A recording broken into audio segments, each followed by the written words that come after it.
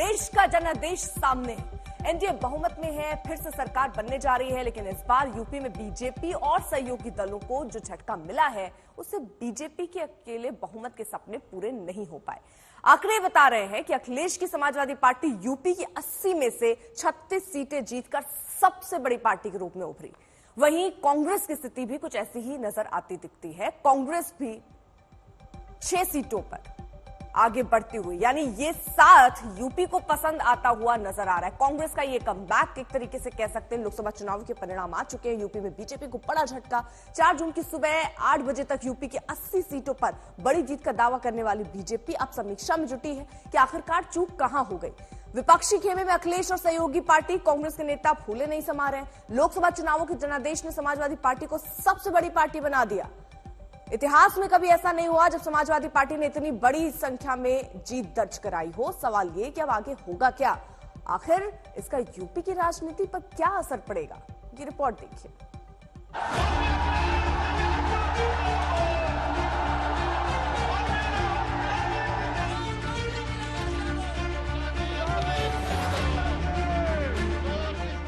UP के 2 लड़कों ने दम दिखा दिया है, लहरा दिया है परचम, कर दिया है ऐलान, बता दिया है कि कोई हल्के में ना ले।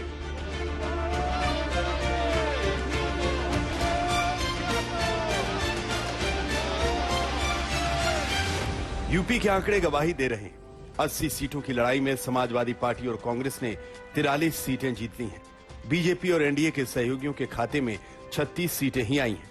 यह ऐसा आंकड़ा है जिसने बीजेपी की तूफानी रफ्तार पर ब्रेक लगा दिया है। 400 पार के बीजेपी के नारे को 300 के नीचे रोकने में अहम भूमिका अखिलेश और राहुल की जोड़ी ने निभाई है। अखिलेश यादव की समाजवादी पार्टी ने यूपी में अब तक की सबसे ज्यादा सीटें जीती हैं। 2004 में एसपी ने 35 सीटें जीती थी। इस बार यूपी में एसपी 37 सीट जीतती दिख रही है। 10 साल बाद कांग्रेस यूपी में 2 सीट से आगे बढ़कर 6 सीट तक गई है। 2019 के बाद वापस रायबरेली और अमेठी दोनों जगहों पर कांग्रेस जीती है।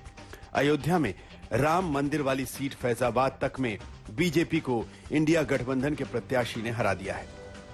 अखिलेश ने लोकसभा चुनाव के लिए पीडीए फॉर्मूला अपनाया। पीडीए यानी पिछड़े, दलित और अल्पसंख्यक। बीजेपी के इरादों पर सवाल उठाए, कांग्रेस पर भरोसा किया और साथ मिलकर चुनाव लड़ा। अब नतीजा सबके सामने है। मोदी सरकार के दूसरे टर्म के कई मंत्री अपनी सीट भी नहीं बचा पाए।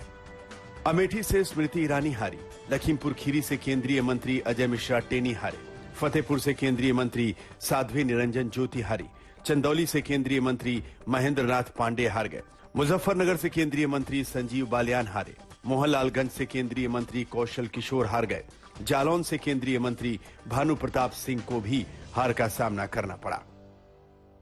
यूपी की जनता से मैं कहना चाहता हूं, आपसे ज्यादा पॉलिटिकल विजडम, मतलब आपने कमाल करके दिखा दिया यूपी के जनता ने। हिंदुस्तान की राजनीति समझकर, कॉन्स्टिट्यूशन पर खतरा समझकर उत्तर प्रदेश ने कॉन्स्टिट्यूशन की रक्षा की है। और मैं सब स्टेट्स का धन्यवाद करना चाहता हूं, मगर उत्तर प्रदेश को मैं स्पेशल कहना चाहता हूं, आपने कांग्रेस पार्टी का, इंडिया गठबंधन का समर्थन किया। बहुत बहुत धन्यवाद।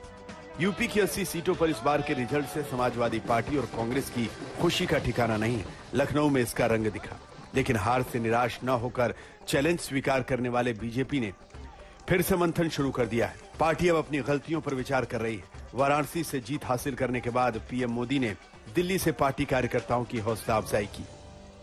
एनडीए की लगातार तीसरी बार सरकार बननी तय है। हमारे विरोधी एकजुट होकर भी उतनी सीटें नहीं जीत पाए जितनी इस लोकसभा चुनाव में अकेली बीजेपी ने जीती है। यूपी में बीजेपी के खराब प्रदर्शन को लेकर एक दिन पहले ही मुख्यमंत्री योगी आदित्यनाथ ने लखनऊ में बैठक की। अब बीजेपी के सामने असल चैलेंज विरोधी दलों की रणनीति की काट खोजना है। लखनऊ से कुमार अभिषेक, समर श्रीवास्तव और आशीष श्रीवास्तव के साथ आज तक ब्यूरो।